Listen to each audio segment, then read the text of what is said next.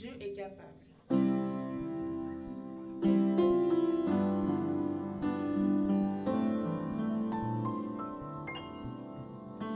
Infiniment, abondamment, bien au-delà de tout ce que tu demandes au travers de la puissance qui agit en toi.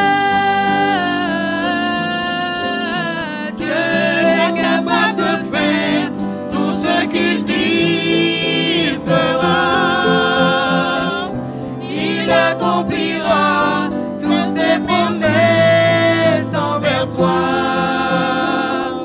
Garde ta foi en Dieu, il ne t'abandonnera pas. Il fera, Dieu est capable de faire tout ce qu'il dit, il fera, il accomplira ses promesses envers toi.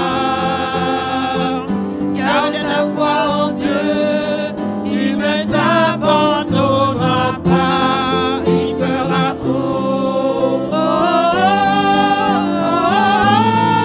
il fera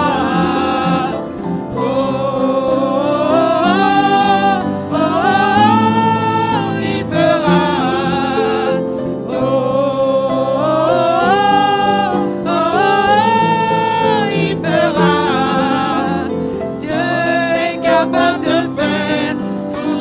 Il fera, il accomplira toutes ses promesses envers toi. Garde ta foi en Dieu, il ne t'abandonnera pas. Il fera.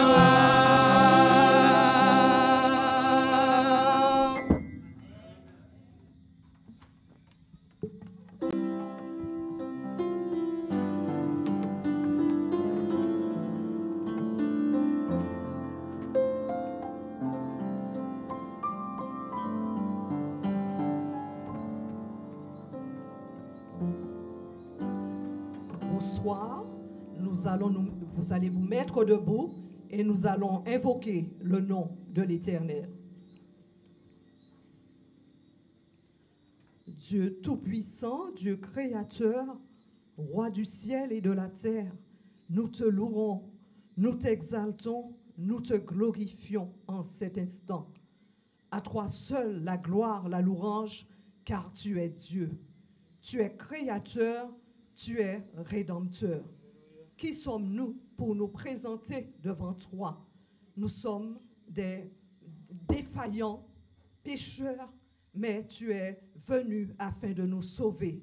Le sang de Jésus est capable en ce soir de nous laver et de nous purifier de toute iniquité.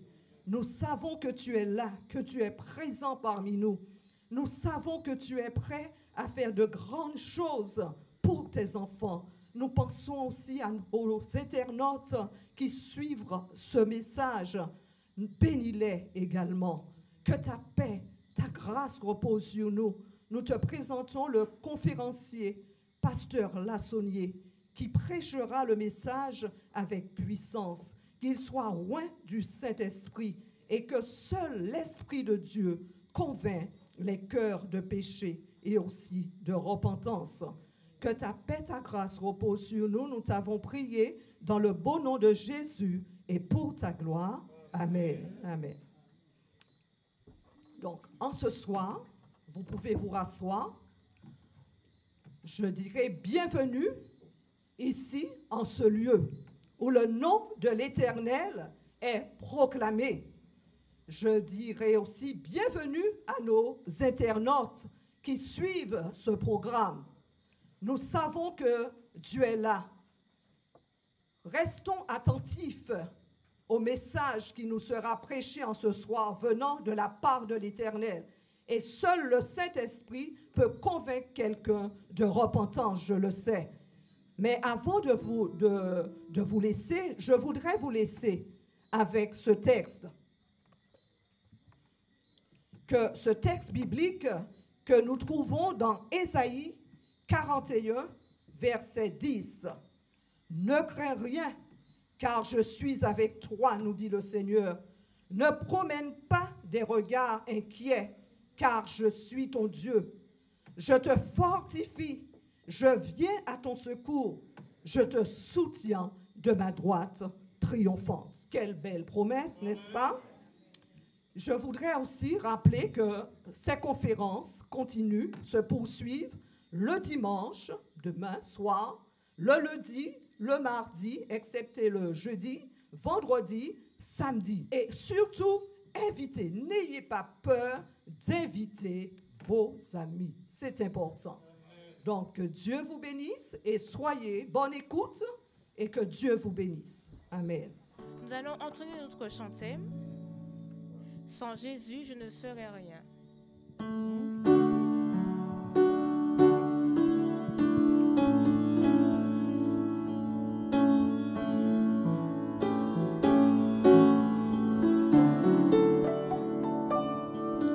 Sans Jésus, je ne serais rien. Sans Jésus, j'aurais failli. Sans Jésus,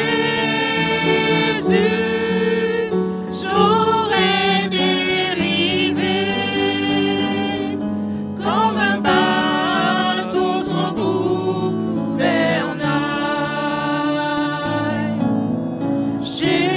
Jésus, mon Jésus, le connais-tu, mon frère? Ne le repousse pas. Oh Jésus, mon Jésus, sans ton secours, je serais perdu.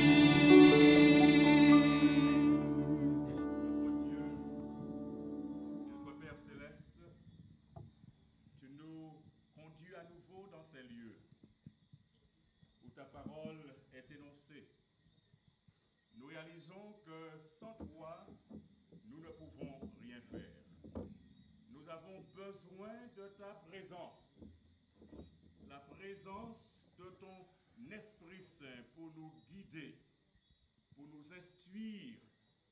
Que l'Esprit Saint soit l'instructeur principal de ce message. Que nos cœurs soient touchés, que ta volonté se réalise dans nos vies, que chaque jour nous te donnions la place qui te revient, que chaque jour nous nous soumettions à toi, que chaque jour nous fassions taire nos voix pour écouter ta voix, la voix du Saint-Esprit. Fais, notre Dieu et notre Père, des choses merveilleuses, des choses extraordinaires. Enlève de nous toute impureté. Enlève de nous toute chose faisant barrage, toute chose faisant désordre. Libère-nous. Libère-nous, Père, et permets que nous puissions faire librement ta volonté. Permets que partout où il y a la haine, règne l'amour. Permets que partout où il y a la guerre, règne la paix. Permets que partout où il y a la confusion, règne la vérité. Et que l'on sache que l'Éternel est Dieu. Un Dieu qui est capable de transformer nos vies. Un Dieu qui est capable d'apporter les réponses les plus extraordinaires à tes enfants qui souffrent, comme cette jeune fille qui aujourd'hui s'est mariée, Seigneur. Et Seigneur, tu es un Dieu extraordinaire parce que tu sais canaliser les oppositions. Tu sais réduire les gens au silence quand ils sont arrogants. tu sais montrer la voie. Ô Seigneur, ce soir, parle-nous. Prends place non seulement dans ces lieux, mais dans nos cœurs. Que ta volonté soit faite et détruis toute personne mal intentionnée, tout esprit contraire, toute force contraire, et que l'évangile soit proclamé avec force et avec puissance dans ces lieux, et que le nom de Jésus soit exalté. Et maintenant, bon Père éternel, prends possession de ton serviteur. Cache-le derrière la croix, afin que Jésus-Christ soit vu, et que seul son message soit entendu en son nom. Amen. Je vous dis bonsoir. Et je vous souhaite la bienvenue à ces conférences sur le thème « Dieu est capable ». Des hommes et des femmes sont en quête de la puissance transformatrice de Dieu dans leur vie. Et c'est donc avec un immense plaisir que je vous rencontre à nouveau ce soir afin de présenter ce Dieu qui est capable, ce Dieu qui est puissant et qui a opéré une révolution dans la vie de malades en seulement le temps d'un clin d'œil.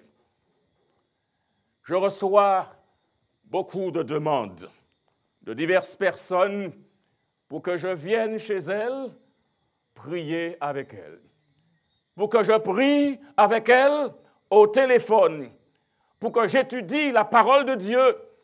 Ainsi, une bonne partie de mon temps est occupée et remplie dans ces rencontres, soit en présentiel ou en distanciel, avec des hommes et des femmes, que ce soit en Martinique, que ce soit en Guyane, que ce soit en métropole, que ce soit aux États-Unis, des hommes et des femmes qui ont besoin de recevoir la parole de Dieu, besoin de prière.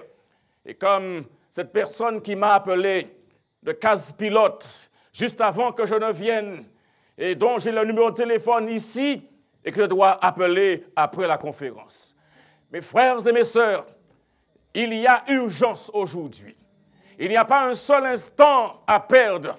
Il n'y a pas de l'énergie à gaspiller. Le temps est venu et Dieu fait les choses merveilleusement bien et nous donne un moment de rafraîchissement. La nature a été rafraîchie. Amen. Et quand les ondées tombent sur la colline du Verpré, quand la Martinique, pendant presque une semaine, et il fallait à chaque fois avoir des bidons. Oh frère, France, tu sais de quoi je parle.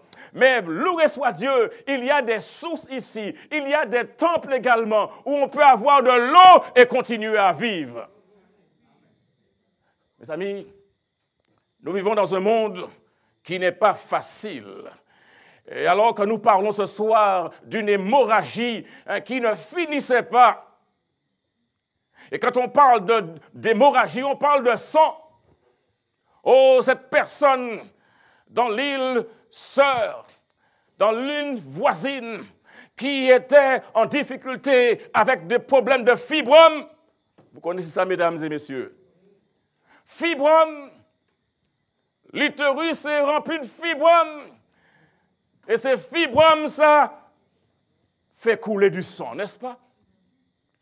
Et cette personne, plus on enlevait des fibromes de son utérus.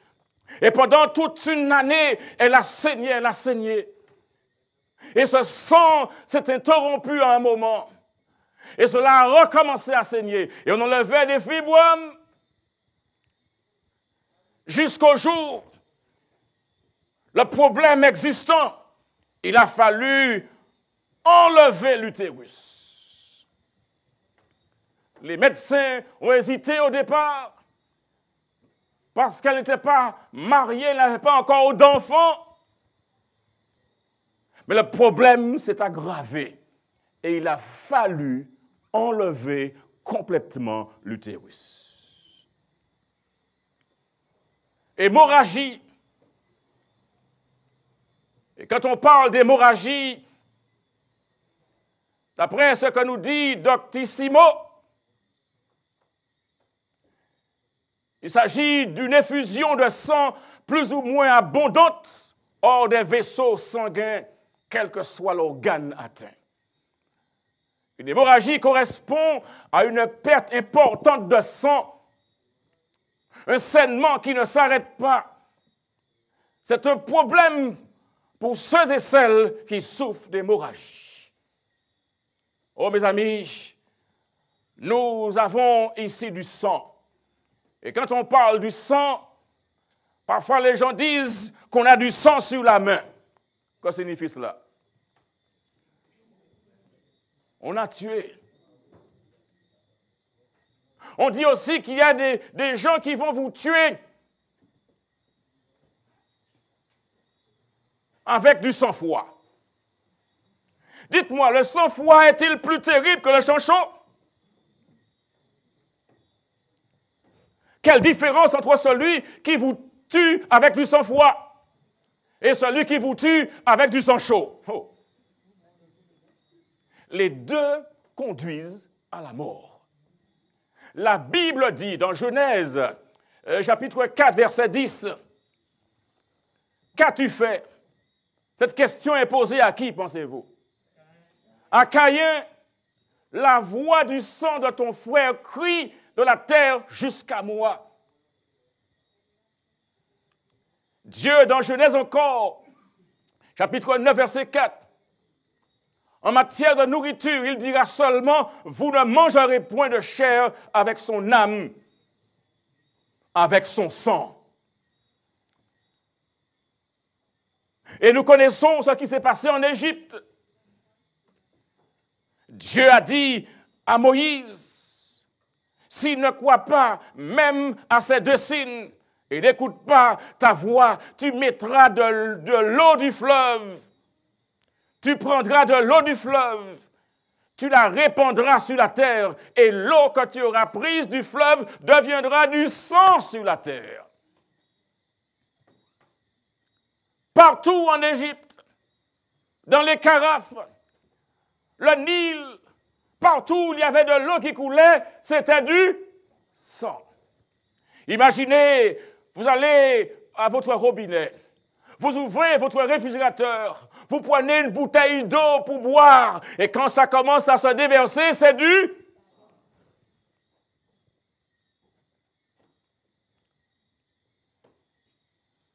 En Égypte, recommandations avaient été faites. Vous mettrez de son sang, on prendra de son sang, et on en mettra sur les deux poteaux et sur le linteau de la porte des maisons où l'on le mangera.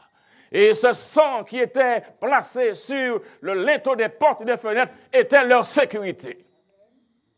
Et lorsque l'ange de la mort passerait, eh bien, il passerait par-dessus ce qui est la signification de la Pâque, du mot Pâque, passer par-dessus. Protéger, ce sang indiquait qu'il y avait des gens dans cette maison qui obéissaient à Dieu. Dans Lévitique, chapitre 15, verset 19, il est question de la femme qui aura un flux de sang en sa chair, restera 7 jours dans son impureté, et quiconque la touchera sera impur jusqu'au soir. Et si nous comprenons ici, il y avait des lois, des rituels d'impureté. Et dans Lévitique 15, verset 25, la femme qui aura un flux de sang pendant plusieurs jours, hors de ces époques régulières, ou dont le flux durera plus qu'à l'ordinaire, sera impure tout le temps de son flux, comme au temps de son indisposition menstruelle. Et tout ce sur quoi elle mettait la main était souillé. Et retenez cela en quelque part, parce qu'il y a un problème de sang ici. Nous parlons ce soir d'une femme qui a vécu un cauchemar à cause d'une hémorragie qui ne finissait pas, à cause d'une maladie qui ne guérissait pas. Lisons dans Marc, chapitre 5, verset 25. Marc, chapitre 5, verset 25.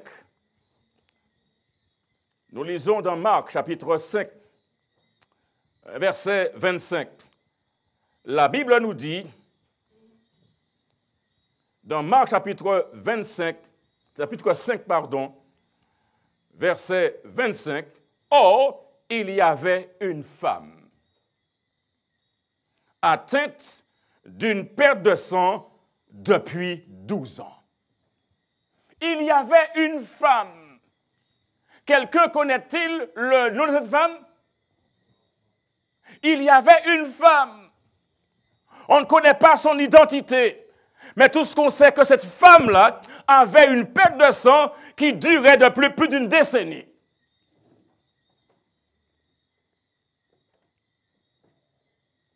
Et j'imagine, cette femme a prié pendant tout le temps de ce problème.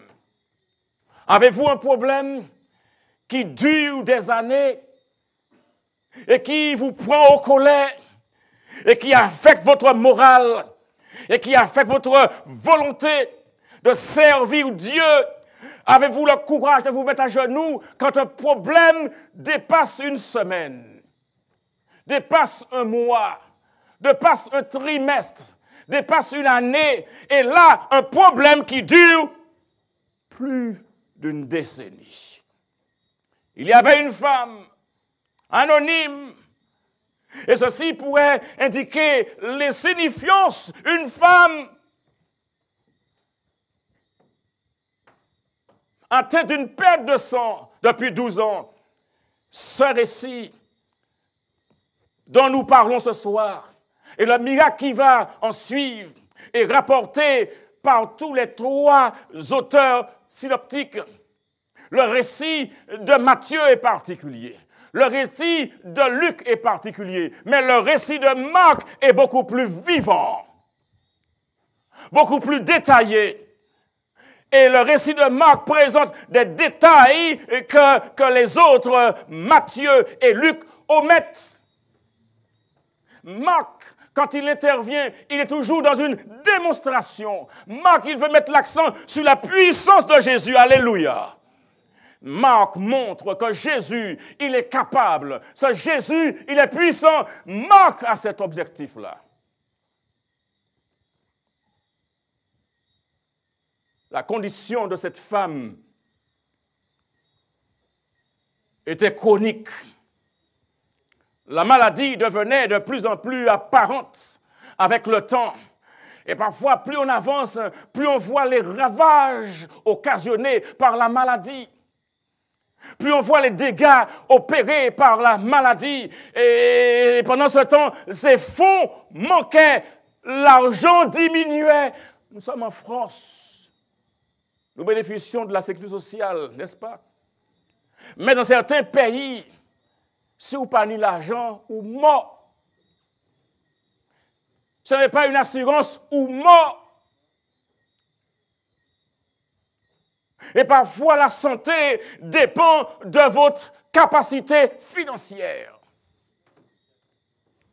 Et parfois, la santé tout court dépend que vous ayez de l'argent ou pas, ou ni l'argent, ou soigner, ou pas ni, ou pas soigner. Vous avez tout épuisé. Dans une tentative futile d'obtenir un soulagement. Et la femme était sans doute de plus en plus découragée. Regardez ce que le verset 26 déclare de Marc, chapitre 5. Le verset 26 déclare quoi? Elle avait beaucoup souffert. Si vous dormez, réveillez-vous. Je voudrais que vous compreniez ce qui est dit ici. Elle avait beaucoup souffert. Il n'est pas ici question de souffrir à cause de la maladie, mais le texte dit quoi? Elle avait beaucoup souffert entre les mains de plusieurs médecins. Quelle affaire ça, mes amis? Lorsque moi je vais chez le médecin, lorsque nous allons chez le médecin, ce n'est pas pour souffrir, mais pour trouver le soulagement, n'est-ce pas? Mais ne voilà-t-il pas que cette femme dont la Bible parle au verset 26 de Marc 5, elle avait beaucoup souffert entre les mains de plusieurs médecins. Elle avait dépensé tout ce qu'elle possédait. Et elle n'avait éprouvé aucun soulagement, mais était allée plutôt en empirant. Vous savez, lorsque les gens ont un problème, ils vont de médecin en médecin. Et quand ils estiment qu'en Martinique, il n'y a pas le médecin qu'il faut, ils prennent un billet d'avion, ils vont ailleurs. Ils vont en France. Certains vont aux États-Unis. Certains vont au Mexique. Ils laissent le pays. Ils vont à la recherche du médecin. Et certains commencent à réfléchir. Et ils vont chercher à droite et à gauche. Il y a des gens qui sont de grande réputation et qui ont des personnes devant leur porte à 4 heures du matin, une file. Les gens frappent à toutes sortes de portes quand ils ont un problème. Oh mes amis, quand vous connaissez Docteur Jésus, quand vous connaissez son numéro de téléphone, hello, quand vous avez Docteur Jésus, vous avez le bon docteur. Et son cabinet est ouvert 24 heures sur 24. Il est toujours de garde. Covid ou pas Covid, Docteur Jésus est disponible. Quand vous cherchez un médecin, n'allez pas voir les gars des affaires. N'allez pas voir les séanciers.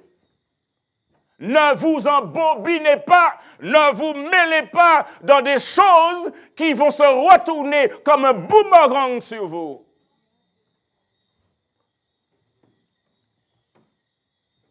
Et c'est pourquoi j'aime bien le verset 27 qui dit « Ayant entendu parler de Jésus ».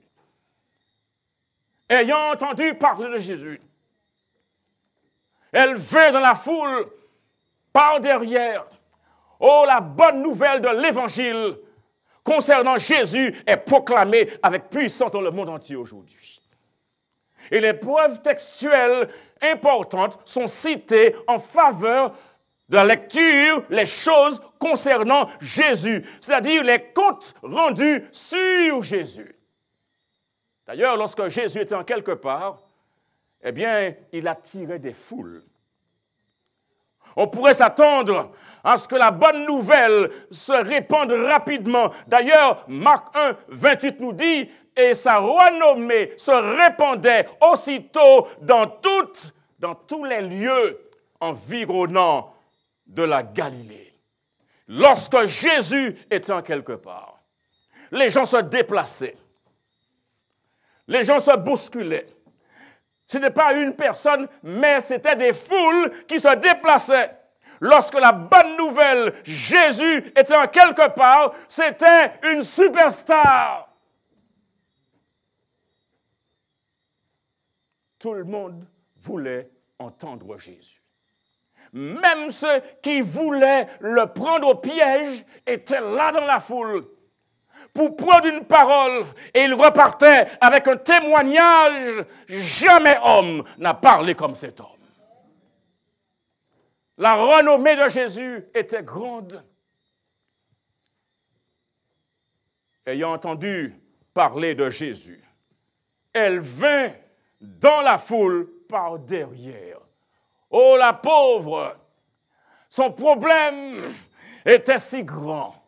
Elle n'avait pas le courage de venir par devant, et peut-être ceux qui la connaissaient la bousculeraient, l'empêcheraient de venir. Pourquoi, mes amis? Elle a un problème de sang. Et ceux qui ont un problème de sang étaient impurs. Ainsi donc, mes amis, cette bonne femme, elle vient dans la foule. Et dans la foule, les gens n'ont pas de nom. Et c'est pourquoi il est dit, une femme incognito, anonyme, peut-être avait-elle planifié depuis longtemps d'atteindre Jésus. Mais son absence de la deuxième tournée galiléenne semble avoir rendu cela pratiquement impossible. Mais quand elle a appris que Jésus était venu à Capernaum, oh Capernaum, cette ville au climat tropical, cette ville qui était un lieu, je dirais, stratégique pour le développement de l'Évangile, à cause de la position, les routes proches de la Syrie. Ainsi, il y avait beaucoup de moyens pour que l'Évangile se propage dans tout le territoire. Jésus avait fait de Capernaum une base où il organisait le travail missionnaire, où il envoyait les gens. Et à Capernaum, il avait un endroit où il pouvait se reposer. Capernaum était réceptif. Capernaum avait été l'objet, le témoin de beaucoup de miracles. Capernaum, et la femme se dépêcha de se rendre au bord du lac où Jésus enseignait et opérait des miracles. Jésus enseignait et il opérait des miracles. Mais elle chercha Jésus en vain. Mais elle n'est pas découragée. J'aime bien cette dame. Elle n'est pas découragée. Lorsqu'elle va quelque part, si Jésus n'y est pas, elle ne se décourage pas parce que son objectif, c'est de se trouver en face de Jésus parce qu'elle sait que Jésus est capable. Apprenant qu'il était éventuellement chez Matthieu, elle s'y rendit dans l'espoir de le rencontrer, mais une fois de plus, elle arriva trop tard. Mais maintenant, la foule qui est nombreuse fait que le déplacement de Jésus se fait lentement.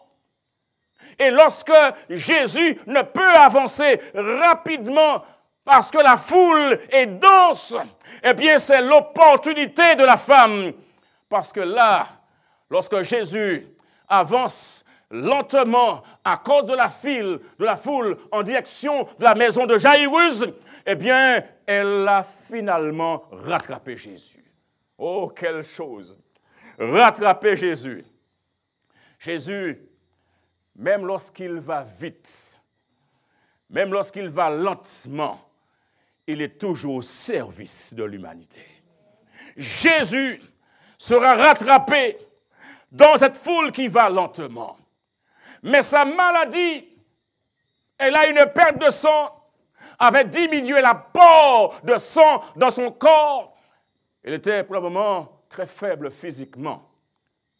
Et en plus d'être découragée, après des tentatives infructueuses, afin d'obtenir la guérison auprès des médecins, fatiguée physiquement, fatiguée mentalement, fatiguée psychologiquement, elle est sous pression et son problème ne s'améliore pas. Son problème se complique. Parfois, vous avez un problème. Vous courez à droite, vous courez à gauche et vous pensez avoir une solution, un petit répit comme on dit, mais la chose devient de plus en plus difficile. Que faites-vous?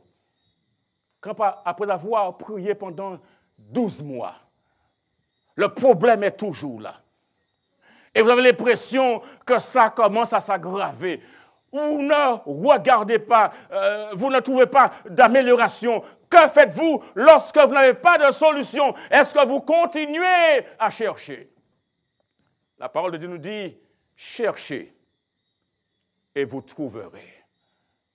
Ceux qui ont vraiment besoin de Jésus sont prêts à faire toutes les démarches, à parcourir tous les chemins nécessaires afin de se trouver en présence de Jésus. Ceux qui ont besoin de Jésus sont prêts à lui obéir matin, midi et soir. Mes amis, il faut être persévérant. Il faut être là, tenace, déterminé, parce que seuls ceux qui sont déterminés arrivent à quelque chose.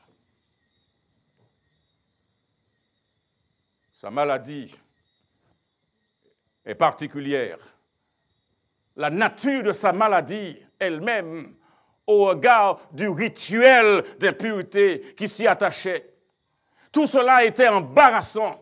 Et peut-être qu'elle était gênée de faire une demande orale à Jésus, particulièrement en présence de tant d'étrangers. Et pourquoi? parce qu'elle craignait que Jésus lui demande « Quelle est ta maladie? Quel est ton problème? De quoi souffres-tu » Et nous connaissons ce qu'il y avait dans l'esprit des gens à l'époque. Parce que Jésus, à certains moments, certaines occasions, avait demandé « Quel est ton problème?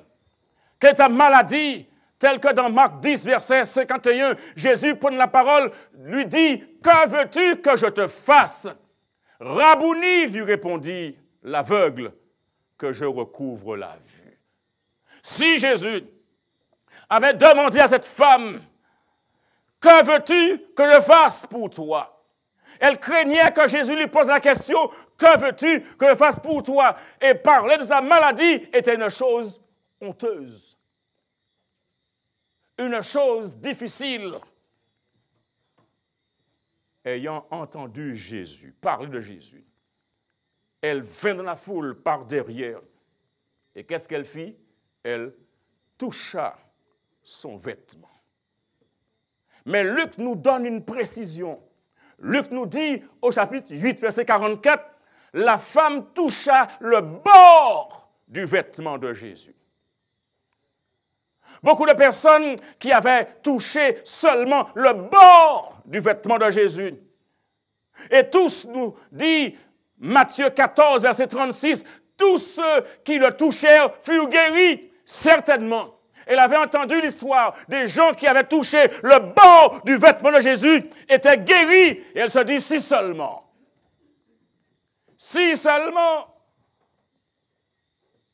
je puis seulement toucher ses vêtements, je serai guéri. Le toucher qui a apporté la guérison à la femme serait considéré par les rabbins comme ayant apporté l'impureté rituelle sur le Christ.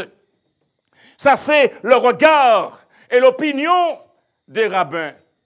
Mais la femme ne s'en occupa pas, parce que la femme, ce qu'elle cherchait, c'était la guérison, le salut. Et ça, c'était la vue des rabbins.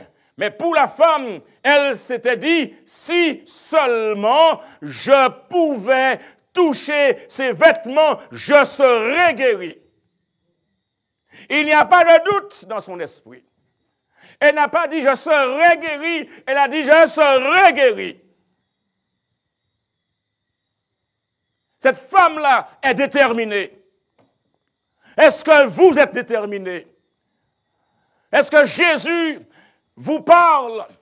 Êtes-vous prêt à aller jusqu'au bout en dépit des foules? Et j'imagine, pour arriver à Jésus, elle a fallu batailler dur. Une femme qui est faible, 12 ans de perte de sang. Elle est anémiée, j'imagine.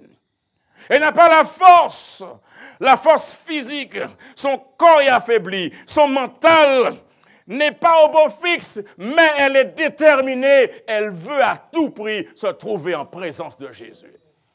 Et même si c'est par derrière, ça n'a pas de problème, parce que devant ou derrière, ça ne fait aucune différence pour moi. Dès l'instant où je serai en présence de Jésus, la différence se fera.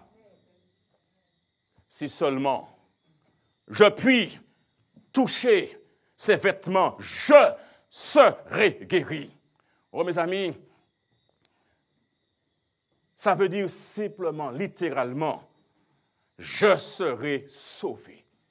Si seulement je puis toucher ses vêtements, je serai sauvé. En effet, lorsque nous sommes en contact avec Jésus, nous sommes en contact avec le salut. Jésus, tout ce qu'il fait, c'est de nous sauver. Le salut est de Jésus-Christ. Jésus-Christ est synonyme de salut. Alléluia.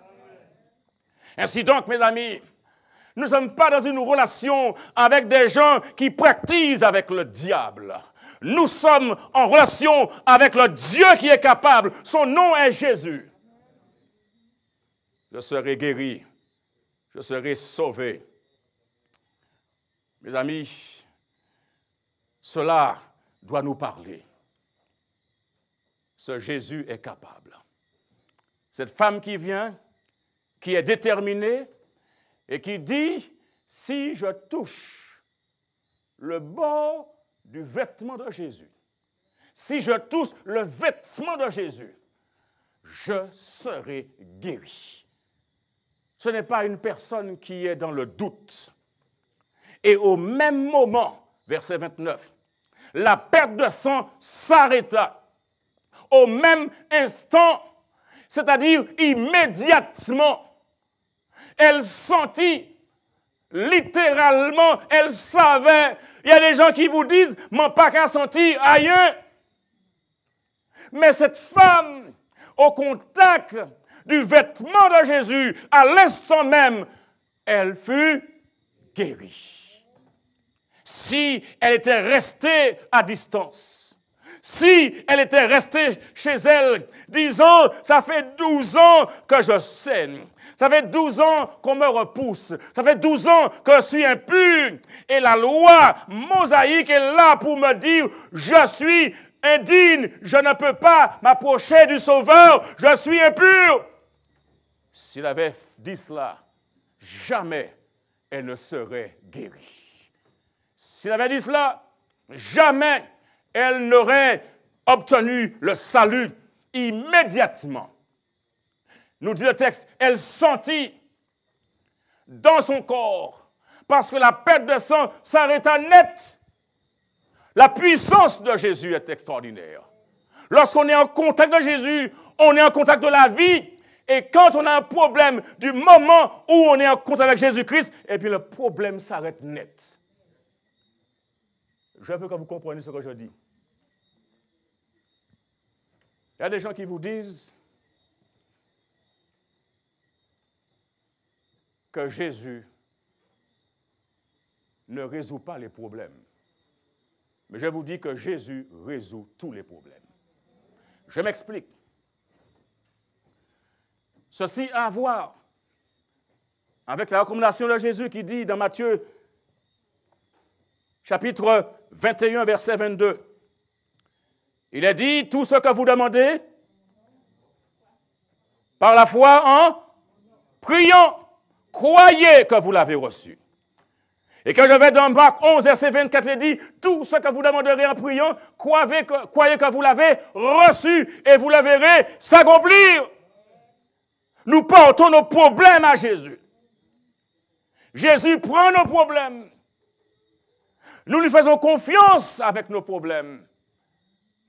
Et si les problèmes sont encore là, mais il a déjà donné la solution. Nous devons persévérer, devons croire que lorsque nous demandons quelque chose à Jésus, il nous la donne dans le moment de la demande. Le problème n'est pas Jésus ou avec Jésus. Le problème, c'est à moi. C'est moi le problème. Parce que ma foi, petite, minuscule. Et Dieu répond en fonction de notre foi. Il répond en fonction de notre foi. Lorsque elle toucha ce bord du vêtement, elle sentit dans son corps, elle était consciente du courant de puissance qui coulait du Christ en elle au moment où elle touchait son vêtement. Quelque chose se passa. Oh mes amis, il ne faut pas rester loin de Jésus, mais il faut se rapprocher. Si nous voulons bénéficier de la grâce du Seigneur, il nous faut nous rapprocher du Seigneur. Si nous voulons avoir le salut du Seigneur, il nous faut nous donner au Seigneur. Si nous ne nous donnons pas au Seigneur, il n'y a pas de salut. Mais il faut nous mouiller. Il faut nous investir.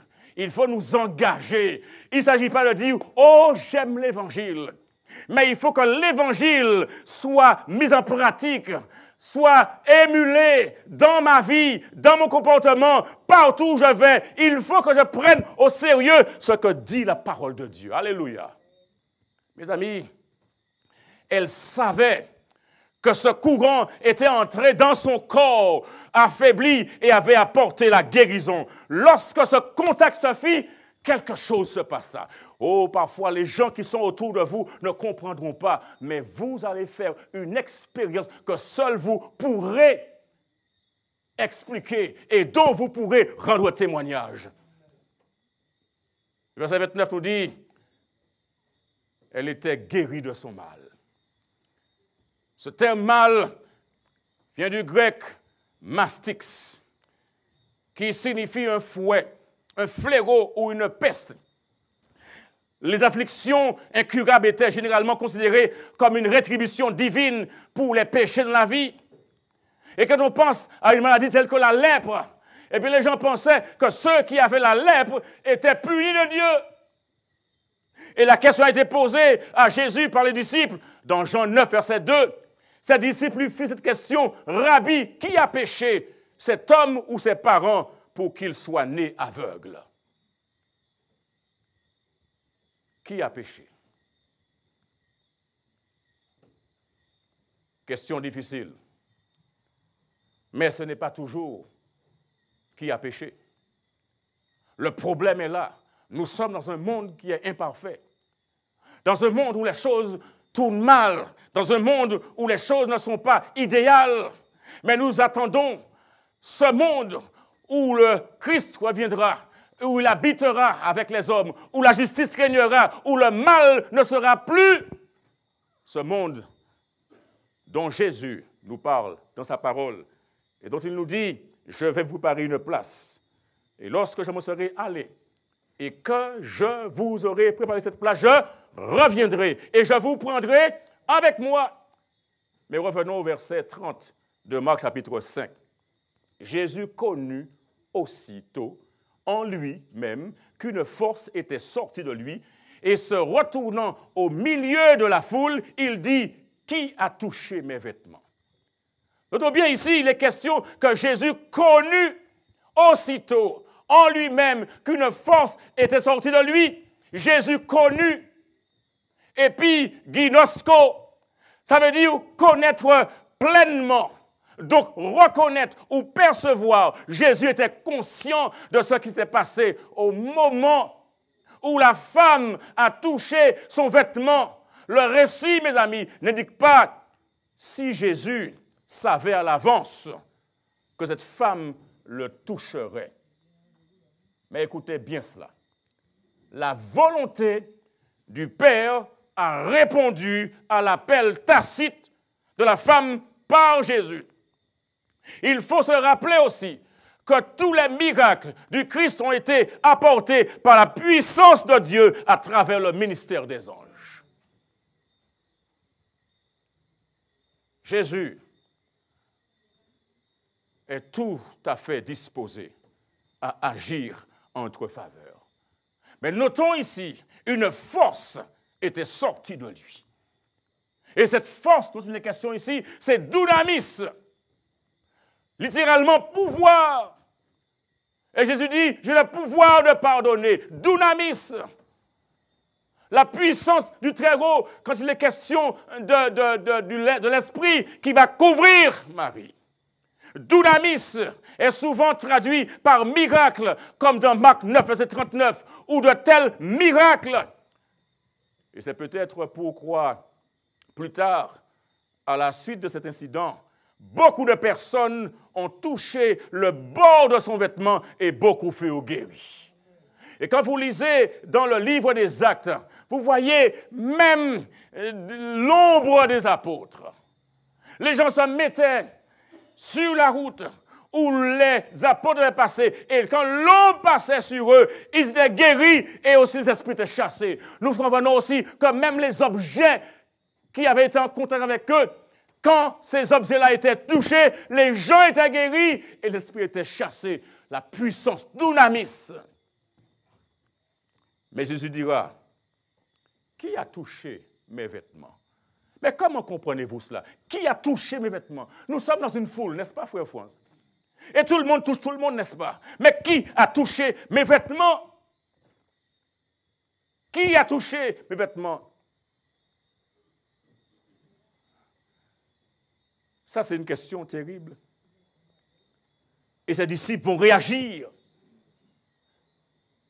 Au verset 31, chapitre 5 de Marc. Mais Seigneur, tu vois la foule qui te presse. Et tu dis qui m'a touché. Mais Jésus insiste. Verset 32 nous dit, et il regardait autour de lui pour voir celle qui avait fait cela. Jésus veut voir celle qui a fait cela. Encore mieux, Jésus a continué à chercher. Et il semble que Jésus n'avait pas identifié la femme tout de suite. Peut-être voulait-il lui donner l'opportunité de parler en premier. L'opportunité de dire quelque chose.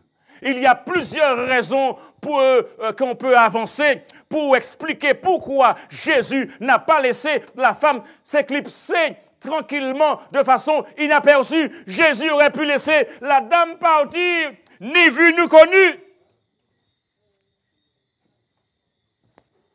Alors pourquoi Jésus a demandé qui m'a touché? La femme, au verset 32, est effrayée. Elle est tremblante. Sachant ce qui s'était passé en elle, elle vint se jeter à ses pieds et lui dit toute la vérité. Alléluia. Lorsque l'Esprit de Dieu touche, lorsque Jésus donne l'occasion, on peut se confesser. Amen.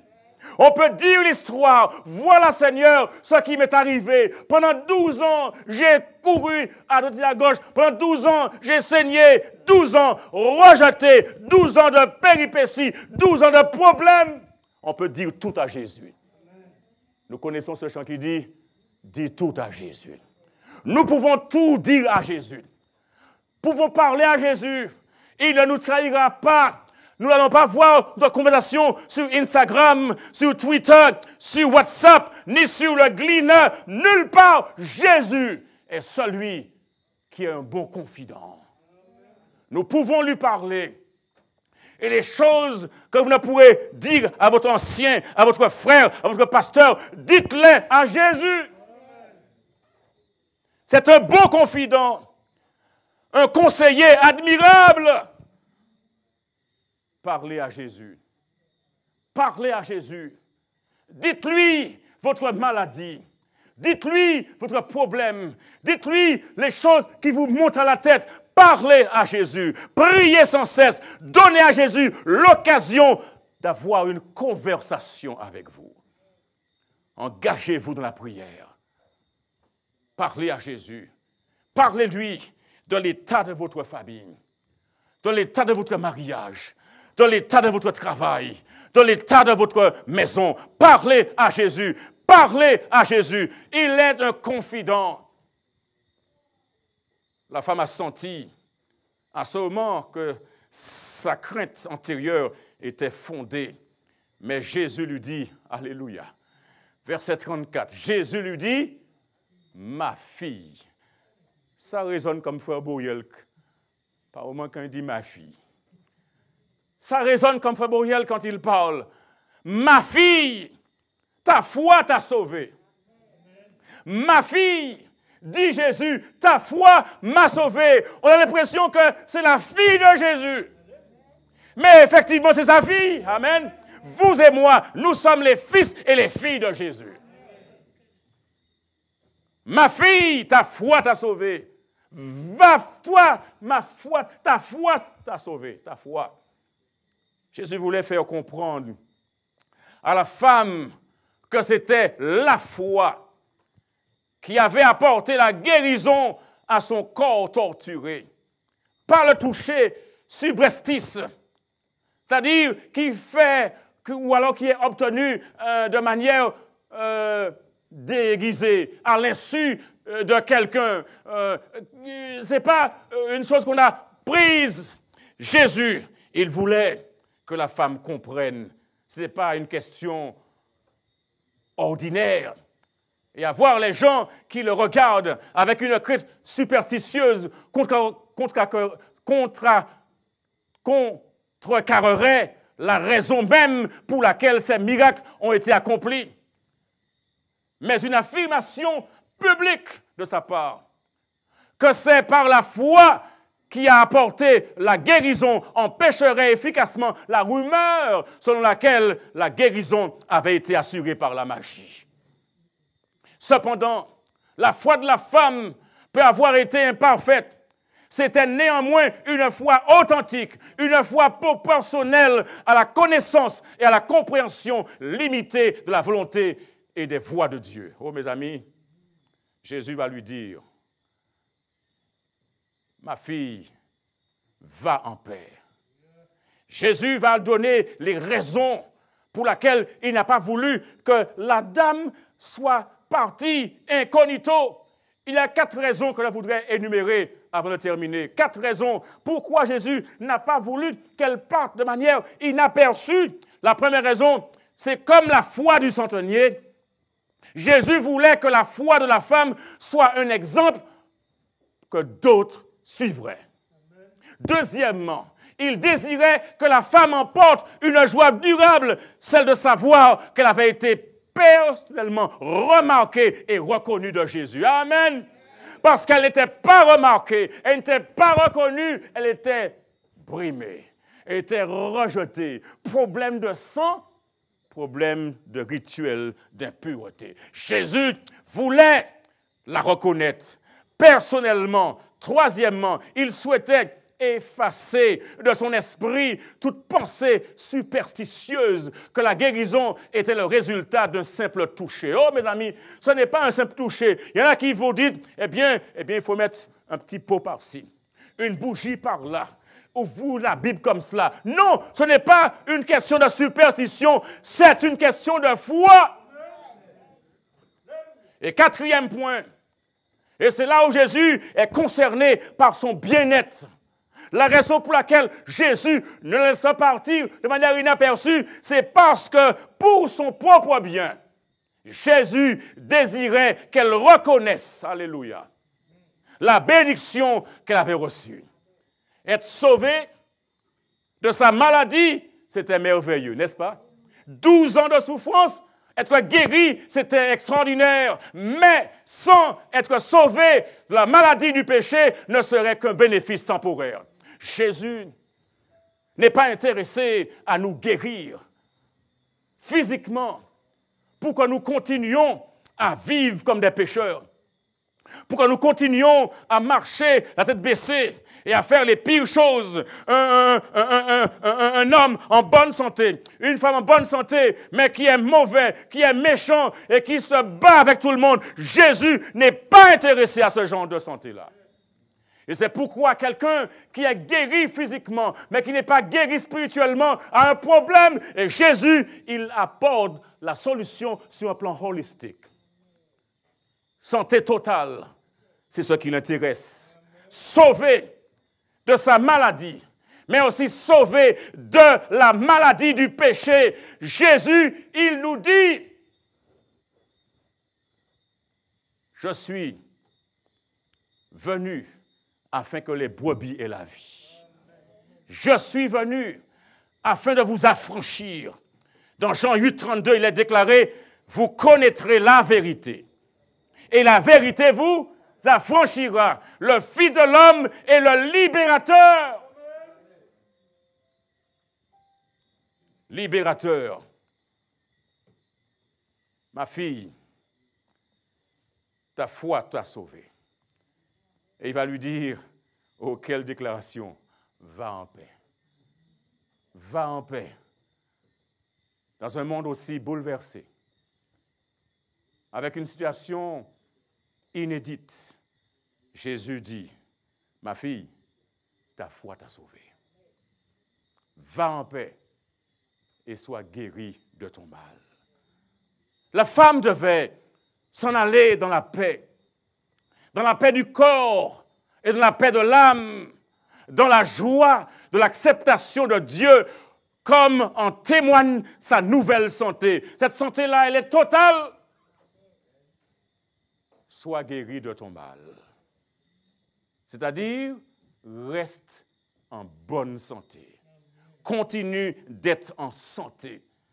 Je vous déclare ce soir, quel que soit le problème que vous traînez depuis des années, que vous n'arrivez pas à solutionner, quelle que soit la chose que vous chérissez, que ce soit le péché qui vous alourdit, Et parfois comme un boulet. Parfois on est lourd. Il y a de l'aigreur. Il y a de la médisance. Il y a de la jalousie. Quel que soit le problème que tu as ce soir.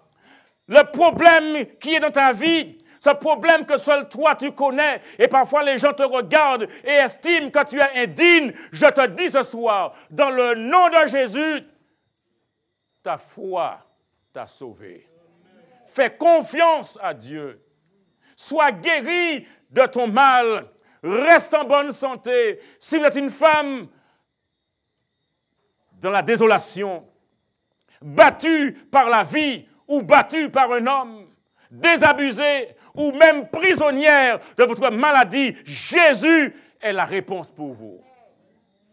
Oh mes amis, je vous dis, cette femme-là est arrivée par derrière, mais elle est repartie devant. Parce qu'elle a été devant Jésus. Elle a été relevée par Jésus. Elle a été réhabilitée par Jésus. Et ce que Jésus veut faire, il ne regarde pas notre passé, mais il dit, mon enfant, ta foi t'a sauvé. Fais-moi confiance. Ne regarde pas à ce que la tradition dit, mais fais-moi confiance, je suis ton sauveur. Je suis celui qui te guérit, celui qui transforme ta vie, celui qui t'apporte l'équilibre, celui qui t'aime, qui a donné sa vie pour vous. Et ce soir, il est capable. Ce Dieu n'a jamais perdu un combat. Ce Dieu n'a jamais connu la défaite. Il est capable. Et si vous le poignez au mot, votre vie décollera. Retenez cela. Votre vie décollera, changera. Il transformera votre misère en prospérité. Il changera votre tristesse en joie. Il vous donnera la paix dont vous avez besoin. La paix de l'âme, la paix du quartier, la paix de l'immeuble, la paix de l'église, la paix, la tranquillité. Et vous saurez que Jésus est celui qui guérit. Jésus est celui qui nous transforme. Faisons-lui confiance. Aimons-nous les uns les autres. Jésus, il est venu. Et il nous dit ce soir, mon enfant, ton problème, c'est une peccadille pour moi. Ton problème est insignifiant. Ton problème, je le connais. Viens, parle-moi. Viens, dis-moi toutes choses. Ne pense pas aux autres. Ne pense pas à ce que maman dit, papa dit, ou le professeur dit, mais pense à moi. C'est moi qui suis ton sauveur. C'est moi qui te guéris. C'est moi qui te sauve. C'est moi qui te rétablis. Ta foi t'a sauvé, ma fille. Fais-tu confiance à Jésus? Celui qui est mort pour toi. Es-tu prêt à aller jusqu'au bout? À passer de lieu en lieu jusqu'à ce que tu le rencontres, jusqu'à ce que tu trouves la réponse. Ne sois pas arrêté par l'opposition. Ne t'arrête pas en chemin jusqu'à ce que tu aies rencontré Jésus. Continue à chercher. Et Jésus déclare, je me laisserai trouver par celui qui me cherche. Il est capable, n'est-ce pas? Il est capable. Ce Dieu est capable. Oui, il est capable de faire. Ce qu'il dit, il fera. Il accomplira toutes ses promesses envers toi. Oui, il peut le faire. Garde la foi en Dieu. Garde la foi en Dieu. Il ne t'abandonnera pas. Il fera. Capable de faire tout ce qu'il dit. Il fera. Il accomplira toutes ses promesses envers toi.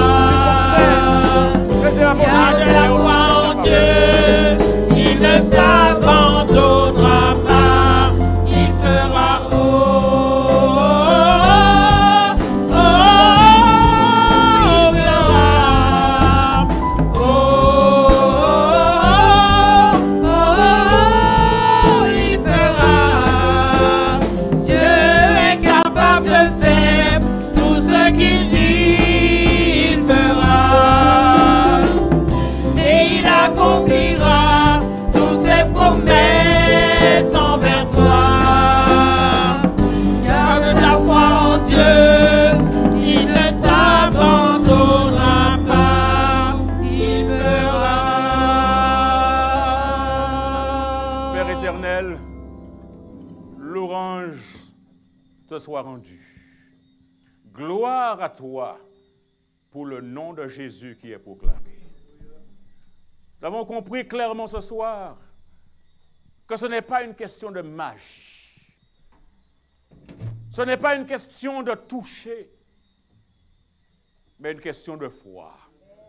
Croire en Jésus, croire qu'il est capable de nous sauver, de nous guérir, de nous délivrer, de nous tirer de nos problèmes, de nous placer en lieu sûr.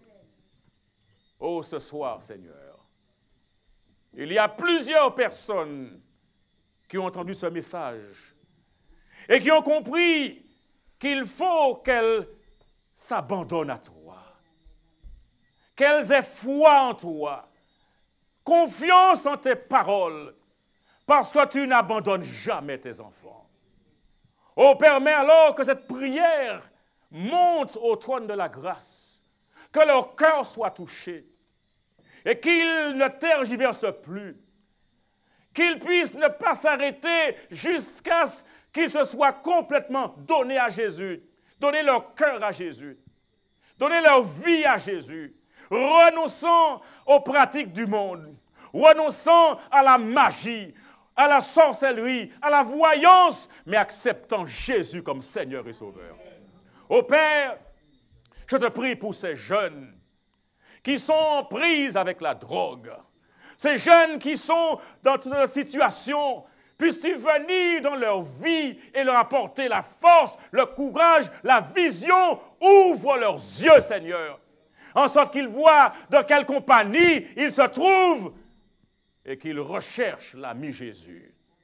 Ô Père, je te prie encore pour ce couple qui s'est marié aujourd'hui.